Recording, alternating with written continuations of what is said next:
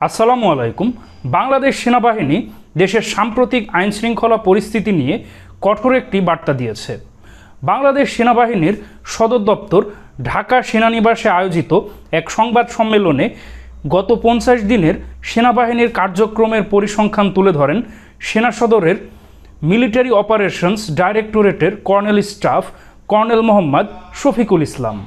তিনি বলেন, 28 ডিসেম্বর থেকে 16 ফেব্রুয়ারি পর্যন্ত গত 50 দিনে বাংলাদেশ সেনাবাহিনী তার কার্যক্রমের পরিসংখ্যান অনুযায়ী দেশের আইন শৃঙ্খলা পরিস্থিতি নিয়ন্ত্রণে সেনাবাহিনী প্রায় 172টি অবৈধ অস্ত্র এবং 527 রাউন্ড গুলি উদ্ধার করেছে। এবং এই সময়কালে দেশের বিভিন্ন শিল্পাঞ্চল, বিশেষ করে গাজীপুর, আশুলিয়া এবং সাভার কেন্দ্রিক শিল্পাঞ্চলগুলোতে যে অস্থিতিশীল পরিস্থিতি ছিল সেগুলো নিয়ন্ত্রণেও সেনাবাহিনী খুবই গুরুত্বপূর্ণ ভূমিকা রেখেছে। এবং সেই সাথে এ সকল মিল কলকারখানা চালু রাখার জন্য সেনাবাহিনী গুরুত্বপূর্ণ ভূমিকা রেখেছে। এবং দেশের এখন অধিকাংশ শিল্প কলকারখানা চালু রয়েছে, মাত্র 2-1টি ব্যতীত। এছাড়াও দেশের প্রায় 42টি প্রতিষ্ঠানে বিভিন্ন অনাকাঙ্ক্ষিত ঘটনা নিয়ন্ত্রণেও সেনাবাহিনী গুরুত্বপূর্ণ ভূমিকা রেখেছে। আর সেনাবাহিনী কর্তৃক বেশ কিছু সুষ্ঠুভাবে সম্পন্ন উল্লেখযোগ্য কিছু কাজের ব্যাপারে উল্লেখ করতে গিয়ে কর্নেল স্টাফ মোহাম্মদ শফিকুল ইসলাম বলেন, গত 31 ডিসেম্বর নববর্ষ উদযাপনের লক্ষ্যে দেশের সর্বোচ্চ আইন শৃঙ্খলা পরিস্থিতি এবং নিরাপত্তা বিস্তারের জন্য সেনাবাহিনী সমন্বয় সাধন করেছে। গত 17 জানুয়ারি রাজধানীর হাজারীবাগের ফোনিক্স লেদার কমপ্লেক্সে সংগঠিত অগ্নি দুর্ঘটনা নিয়ন্ত্রণের জন্য ফায়ার সার্ভিসের সাথে নিরলস কাজ করেছে বাংলাদেশ সেনাবাহিনী।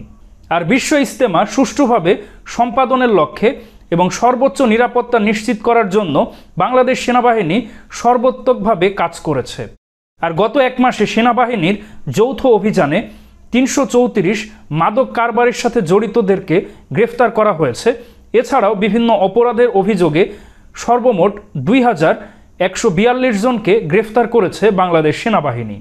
এছাড়াও সাম্প্রদায়িক সম্প্রীতি বজায় রাখা আর বিদেশি কূটনৈতিক এবং দূতাবাসের নিরাপত্তা বিধানসহ পার্বত্য চট্টগ্রামে সর্বোচ্চ নিরাপত্তা নিশ্চিতের ক্ষেত্রে বাংলাদেশ সেনাবাহিনী সর্বাত্মকভাবে কাজ করে যাচ্ছে। সেনা সদরের এই কর্মকর্তা আরও বলেন, বৈষম্য বিরোধী ছাত্র আন্দোলনে আহত হওয়া অনেক ছাত্রদেরকে সেনাবাহিনীর সিএমএইচ হসপিটালে সর্বোচ্চ চিকিৎসা দেওয়া হয়েছে এবং এখনও বেশ কয়েকজন চিকিৎসাধীন রয়েছে।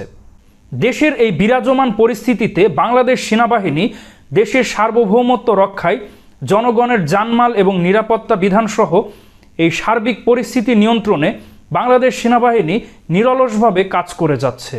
তো বাংলাদেশ সেনাবাহিনী সাম্প্রতিক একটি সংবাদ সম্মেলনে এ সকল কথা তুলে ধরেছেন এবং এই বিষয়ে ঢাকা পোস্ট একটি প্রতিবেদন প্রকাশ করেছে, যেটার লিঙ্ক আমি ভিডিও ডেসক্রিপশন বক্সে দিয়ে দিব।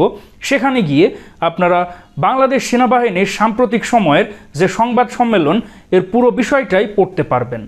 তো দর্শক মণ্ডলী, দেশের সার্বিক আইন শৃঙ্খলা পরিস্থিতিতে বাংলাদেশ সেনাবাহিনীর ভূমিকা নিয়ে আপনাদের কী অভিমত অবশ্যই কমেন্টে জানান।